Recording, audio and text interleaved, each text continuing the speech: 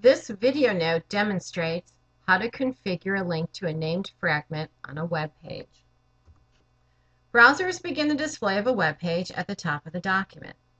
However, there are times when you need to provide the capability to link to a specific section of a web page instead of the top of the page.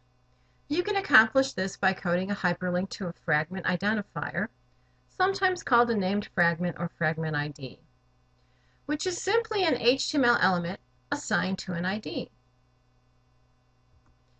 At the point of the page where you want to place a hyperlink to the content, type an anchor element. Use the href attribute and place a £, called a hash mark, before the name of the fragment identifier. The HTML for a hyperlink to the named fragment content is shown here. Here's an example from the student files. This is the favorites.html web page. You can find it in the student files for the current chapter. In the favorites page, each H2 element identifies a section of the web page and has been configured with an ID as a fragment identifier. For example, the H2 element that contains the text hobbies has been configured with the ID hobbies. The favorites page contains an unordered list with hyperlinks to sections of the web page. Here's an example of a list item with a hyperlink value of $hobbies, which indicates that the link will display the hobbies section at the top of the browser window. When you select the hyperlink, the browser displays the hobbies section at the top of the viewport.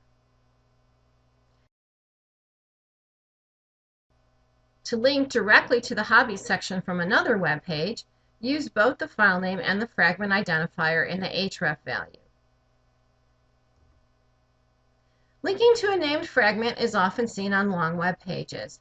You might see a back-to-top hyperlink that a visitor could select to cause the browser to quickly scroll the page back to the top for easy site navigation.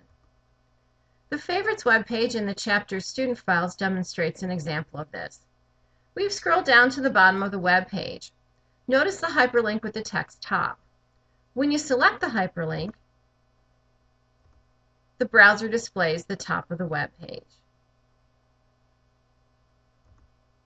Another use of fragment identifiers helps to provide for accessibility. Web pages may have a fragment identifier to indicate the beginning of the actual page content.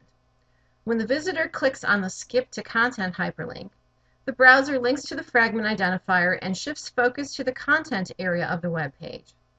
This Skip to Content or Skip Navigation link provides a way for screen reader users to skip repetitive navigation links. This video demonstrated how to configure and link to fragment identifiers on a web page.